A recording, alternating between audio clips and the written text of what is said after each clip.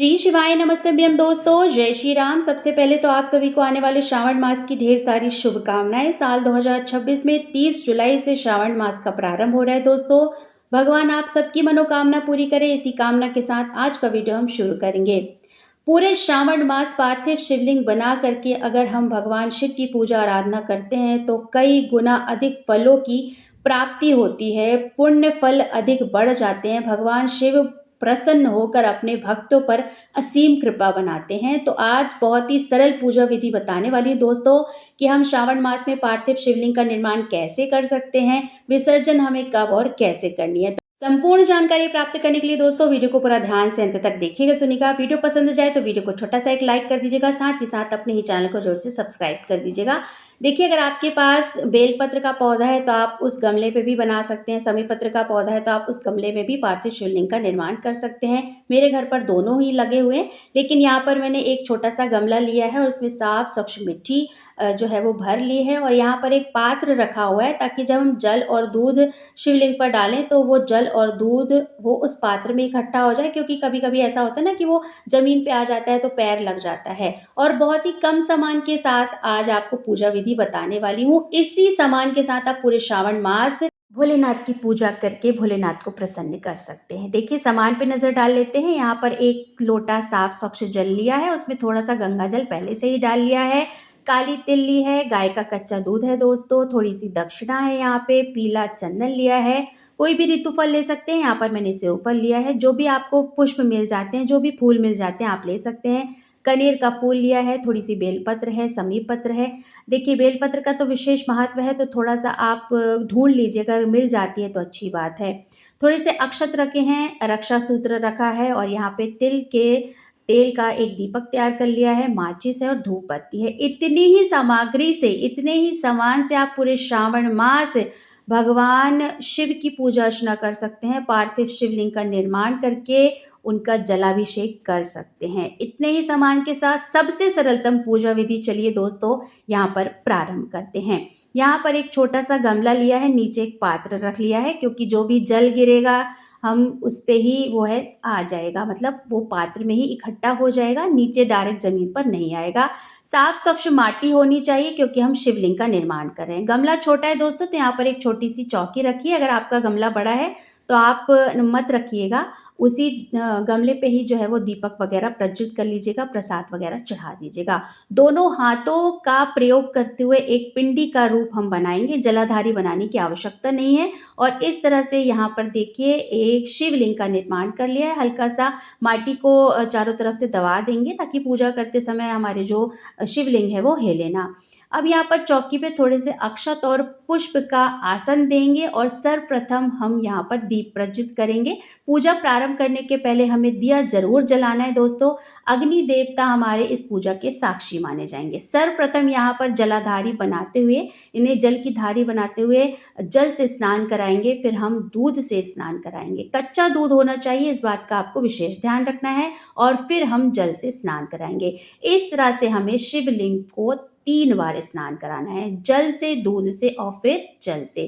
सर्वप्रथम हम दिए का पूजन कर लेंगे, उसके बाद हम त्रिकुंड बनाएंगे। तो पीले चंदन से यहाँ पर हम त्रिकुंड बना रहे हैं। अगर आपके पास सफ़ेद चंदन हो तो आप उनसे भी बना सकते हैं।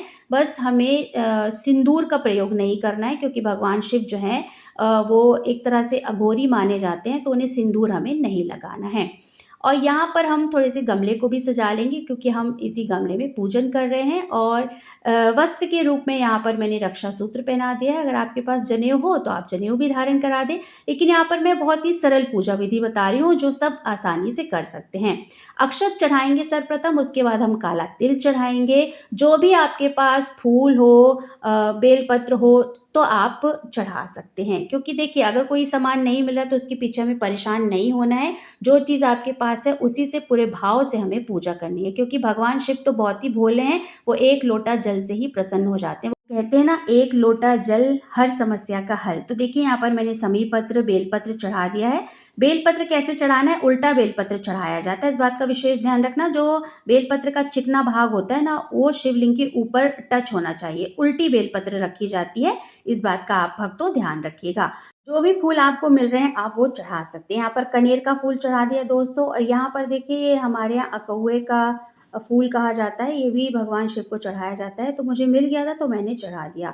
अब कोई भी ऋतुफल आप ले सकते हैं, जैसे कि यहाँ पर मैं सेव फल ले रही हूँ। गमले पर जगह नहीं है तो इस तरह से स्पर्श कराते हुए चौकी पर ही रख देंगे।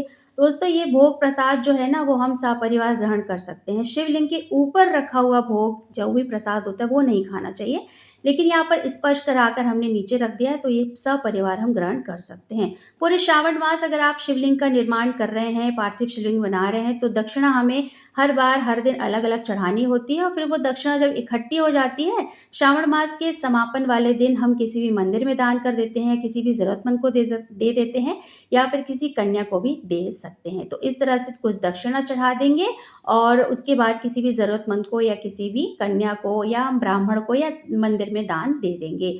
धूप दीप दिखा करके इस तरह से हम पूजा कर देंगे। देखिए कितने अच्छे लग रहे हैं हमारे शिव जी।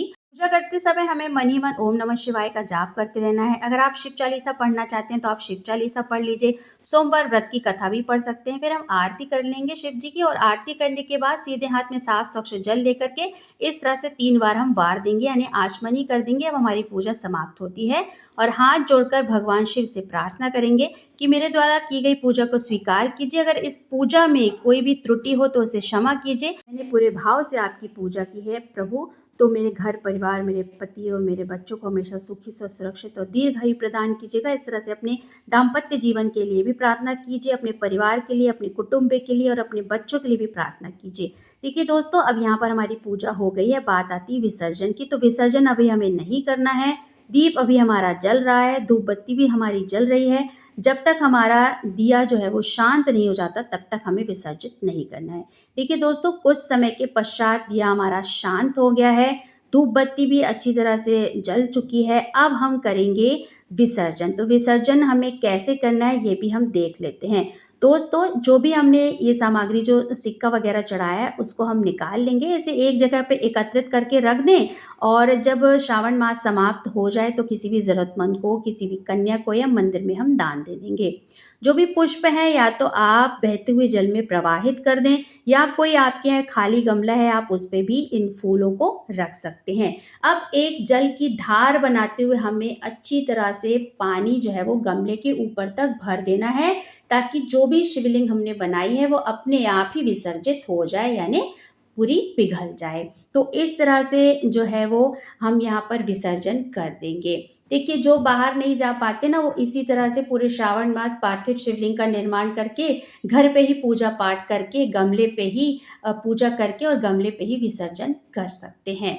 बहुत ही पुण्य फलों की प्राप्ति होती है दोस्तों, कई गुना अधिक पुण्य फल प्राप्त होता है। तो आप भी पूरे श्रावण मास इसी तरह से सरल विधि को अपना करके पार्थिव शिवलिंग का निर्माण करके, एक गमले में ही पार्थिव शिवलिंग बना करके पूजा कर सकते हैं, और घर पर ही विसर्जन कर सकते हैं। मान लीजिए अगर आप कहीं नहीं जा पा रहे हैं तो आप इस तरह से पूजा विधि अपना करके पूजा कर सकते हैं। तो दोस्तों, आशा करती हूँ आपको ये वीडियो पसंद आया होगा। अगर वीडियो पसंद आए तो वीडियो को छोटा सा एक लाइक कर दीजिएगा, साथ ही साथ अपने ही चैनल को जो है सब्सक्राइब कर दीजिएगा। दोस्तों, बहुत जल्द मिलते हैं एक नए वीडियो के साथ, एक नई जानकारी के साथ। तब तक के लिए श्री शिवाय नमस्तुभ्यम, जय श्री राम, धन्यवाद दोस्तों।